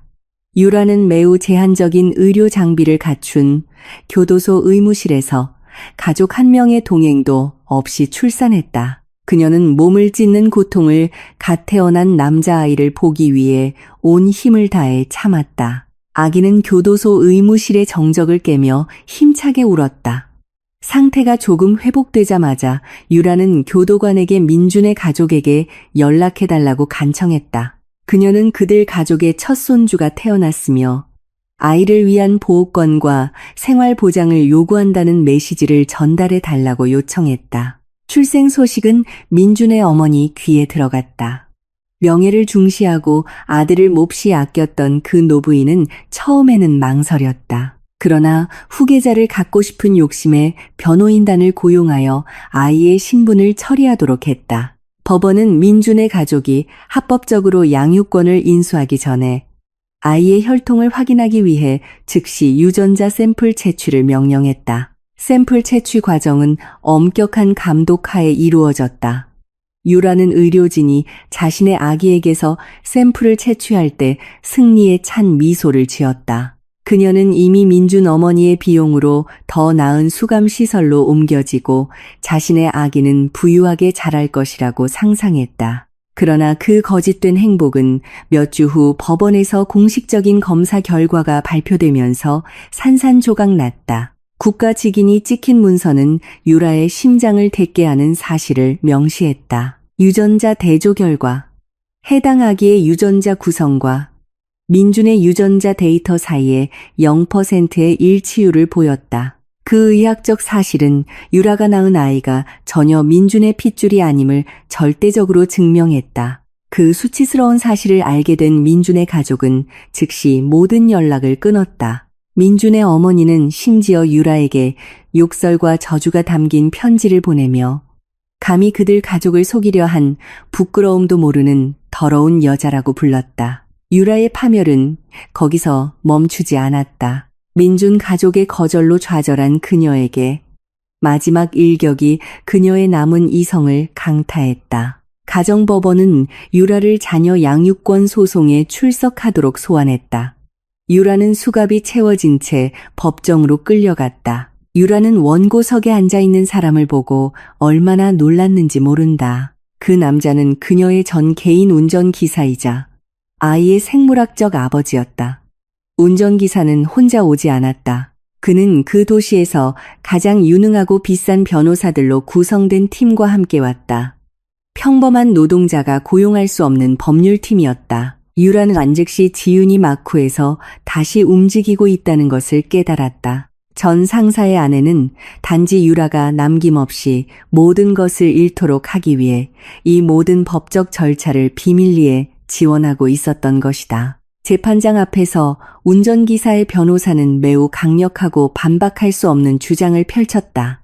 그들은 의뢰인이 합법적인 친부임을 증명하는 유전자 검사 결과를 첨부했다. 더 나아가 변호사는 매우 치명적으로 유라의 입장을 공격했다. 그들은 유라가 중범죄 전과자라는 사실, 아기의 안전을 위협하는 잔인한 사채업자에게 빚진 기록, 그리고 매우 불안정하다고 간주되는 그녀의 정신 상태를 폭로했다. 그들은 재판관에게 수감자 신분이고 범죄 기록이 있는 어머니의 양육하에 아이를 두는 것은 아이가 마땅히 누려야 할 적절하고 안전한 삶을 살 권리에 대한 침해라고 설득했다. 모든 서류와 강력한 증거를 검토한 재판관은 결정을 내리는데 오랜 시간이 걸리지 않았다. 의사봉이 다시 두드려졌고 완전한 양육권은 운전기사에게 돌아갔다. 한편 유라의 모성권은 국가에 의해 완전히 박탈되었다. 유라는 법정 안에서 비명을 질렀다. 친아버지가 즉시 데려가는 자신의 아기를 부르며 발버둥 쳤다. 유라는 재산을 잃었고 자유를 잃었으며 이제는 힘들게 낳은 유일한 핏줄마저 잃었다. 다른 곳에서 민주는 중범죄 남성 수감자들을 위한 최고 보안 등급의 교도소에 막 도착했다. 신입 수감자 수용 과정은 그의 존엄성을 매우 짓밟았다. 민주는 검사를 위해 모든 옷을 벗어야 했고 피부에 따가운 소독액을 맞았으며 매우 얇은 수감복을 받았다. 그는 건장한 교도관에게 이끌려 쇠창살 넘어 다른 수감자들의 위협적인 시선으로 장식된 긴 복도를 따라 걸었다. 내부 분위기는 매우 축축했고 비명, 욕설, 그리고 코를 찌르는 땀 냄새로 가득했다. 평생을 사치와 존경에 익숙했던 민주는 이제 무릎이 심하게 떨릴 정도로 두려움을 느꼈다. 그는 계속 고개를 숙이고 누구의 눈도 마주치지 못했다. 교도관은 가장 끝 블록에 있는 감방 앞에서 멈췄다. 가장 잔인한 범죄자들만 수용하는 블록이었다. 두꺼운 철문이 귀를 찢는 소리를 내며 열렸다. 교도관은 민준의 몸을 감방 안으로 거칠게 밀어넣어 그가 차가운 시멘트 바닥에 넘어지게 한 후 밖에서 다시 문을 잠갔다. 그 감방은 벽 위 작은 환기구에서 들어오는 희미한 빗줄기만이 비추고 있었다. 민준은 힘들게 일어나 옷에 먼지를 털었다. 그는 그 좁은 감방에 혼자가 아니라는 것을 깨달았다. 방구석에는 팔과 목에 끔찍한 흉터와 근육으로 가득 찬 매우 큰 남자가 앉아 있었다. 그 남자는 민준에게 등을 돌린 채 앉아 끝을 뾰족하게 갈아 날카로운 무기로 만든 칫솔을 갈고 있는 것처럼 보였다. 민준이 넘어지는 소리를 듣고 거구의 남자는 하던 일을 멈췄다. 그는 천천히 몸을 돌려 새로운 감방 동료를 보았다. 그 남자의 얼굴이 환기구에서 들어오는 빛에 비쳤을 때 민준의 숨은 목구멍에서 즉시 막혔다.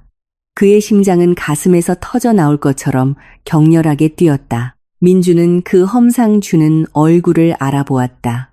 그 남자는 민준이 몇 년 전 돈을 빌렸던 잔인한 사채업자 조직의 두목이었다. 민준이 유령 회사를 이용해 횡령하여 그 사채업자가 함정에 빠져 경찰에 체포되게 만들었던 그 돈이었다. 그동안 사채업자는 자신의 암흑 사업을 파괴한 사람을 계속 찾으며 엄청난 원한을 품고 있었다. 이제 운명은 그가 가장 찾던 먹잇감을 바로 그의 앞으로 데려왔다. 출구 없는 좁은 공간에 함께 갇힌 채로 큰 남자가 일어섰다. 그의 몸은 불빛을 가릴 정도로 솟아 있었다. 매우 끔찍하고 비웃는 듯한 미소가 그의 입술에 번졌다. 앞으로 수십 년 동안 민준에게 끝없는 고문을 약속하는 미소였다. 민준은 등이 차가운 철문에 부딪힐 때까지 천천히 뒤로 물러섰다.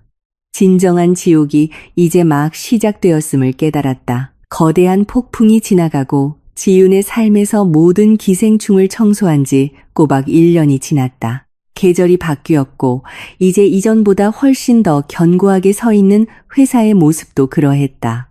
총명하고 단호하며 타협하지 않는 지윤의 리더십 아래 민준의 소행으로 인해 발생했던 모든 금융 위기는 매우 훌륭하게 극복되었다. 지윤은 경영진에 대한 대대적인 개편을 단행하여 무능함이 입증된 사람들을 제거하고 높은 진정성을 가진 전문 인력으로 교체했다. 그녀는 더 이상 집에서 조용히 지내는 순종적인 아내라는 칭호의 그림자 뒤에 숨지 않았다. 이제 지윤은 자신의 권력의 정점에 선 여왕이었고 날카로운 본능으로 비즈니스의 모든 측면을 통제했다. 한때 그녀를 거의 배신할 뻔했던 주주들은 이제 절대적인 순종으로 고개를 숙였다. 이 지적인 여성의 탁월한 전략이 없었다면 그들의 회사는 분명 산산조각 났을 것이라는 사실을 깨달았다. 본사 건물의 임원층 분위기는 매우 역동적이면서도 질서정연했다. 더 이상 그 공간의 공기를 오염시키는 추잡한 음모나 값싼 분류는 없었다.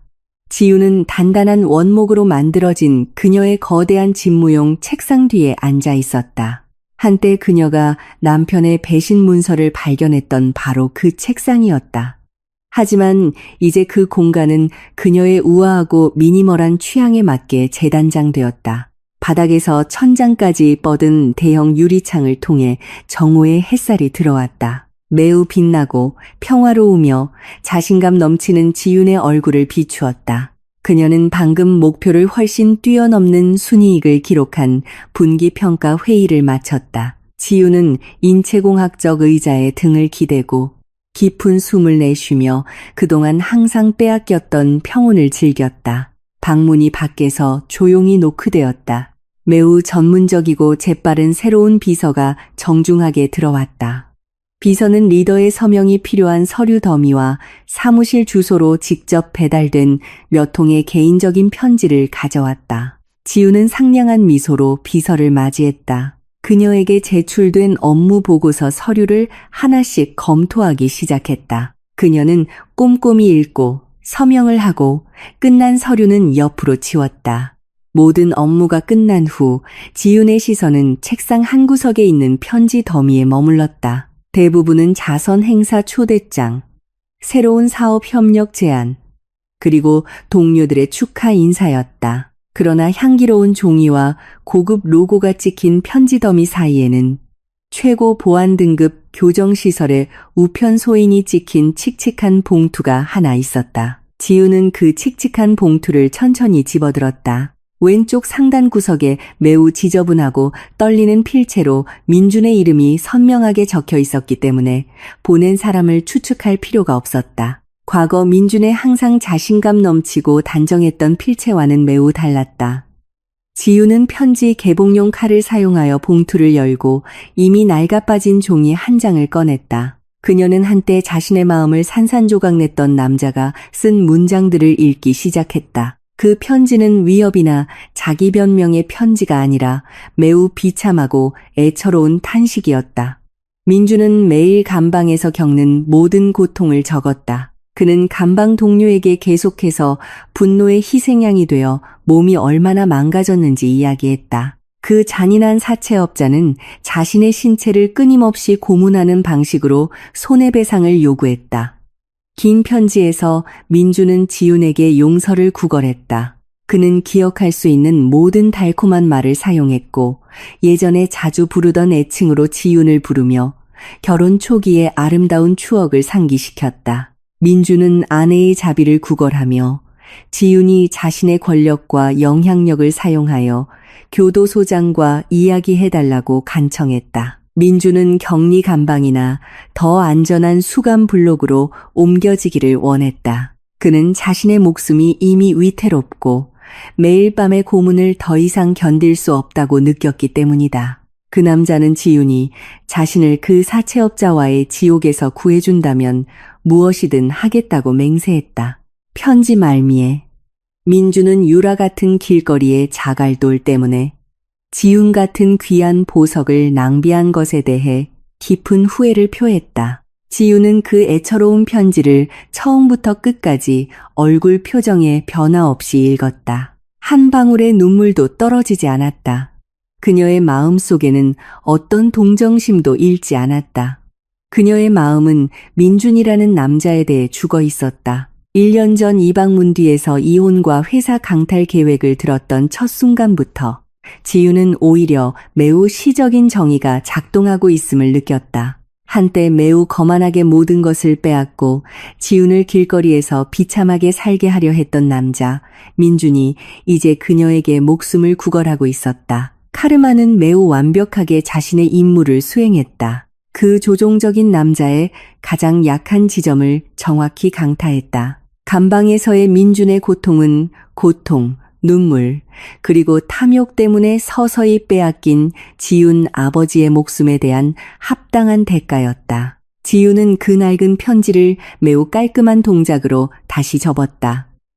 그녀는 분노에 차찍거나 태우지 않았다. 그녀는 오히려 거대한 의자에서 일어나 방 한 구석에 있는 문서 파쇄기로 느리지만 확고한 걸음으로 걸어갔다. 지윤이 전원 버튼을 켜자 기계는 낮은 윙윙거리는 소리를 내며 켜졌다. 조금의 망설임도 없이 지윤은 그 목숨을 구걸하는 긴 편지를 기계의 투입구에 넣었다. 기계 안의 강철 칼날들은 즉시 빠르게 작동하여 그 칙칙한 종이를 더 이상 아무 의미도 없는 작은 조각들로 갈기갈기 찢었다.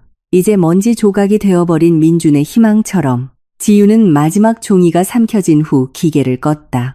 그녀는 그리고 큰 유리창으로 다가가 아래에 넓게 펼쳐진 대도시의 풍경을 바라보았다. 차량들이 오가고 고층 빌딩들이 굳건히 서 있으며 더 이상 그녀의 발목을 묶는 거짓 없이 삶은 매우 아름답게 계속되고 있었다. 에어컨에서 시원한 바람이 불어와 이제 완전히 자유로워진 지윤의 얼굴을 스쳤다. 아까부터 문 근처에서 지시를 기다리며 서 있던 그녀의 새로운 비서가 방을 감싼 정적을 깨기 위해 조용히 헛기침을 했다. 비서는 매우 정중하고 조심스러운 어조로 교도소에서 온 편지에 대해 물었다. 그녀는 김 회장님의 요청에 응답하기 위해 공식적인 회신이나 특별 지시를 준비하여 교정시설 측에 다시 보내야 하는지 물었다. 지우는 여전히 창밖을 똑바로 응시하며 자신의 성공의 풍경을 즐기고 있었다. 그녀는 비서가 준비해준 따뜻한 커피를 천천히 음미했다. 몸속으로 흘러들어오는 따뜻함을 느끼며 지우는 그리고 천천히 몸을 돌려 마치 시공간을 꿰뚫어보고 나락의 밑바닥에서 산산조각 나고 있는 적들의 운명을 직접 볼 수 있는 것처럼 정면을 똑바로 응시했다. 매우 차분하고 냉정하며 진정한 승자의 아우라를 풍기는 목소리로 지우는 대답했다. 마침내 과거를 위한 단 한마디의 말도 남지 않았다. 그녀는 단지 그 남자에게는 어떠한 회신도 전혀 없다고 단호하게 말했다. 그녀는 그 배신자를 그가 마땅히 있어야 할 가장 적합한 곳에서 썩게 내버려 두라고 명령했다. 방은 다시 고요해졌고 이제 홀로 왕좌에 오른 여왕에게 매우 만족스러운 결말을 가져다 주었다.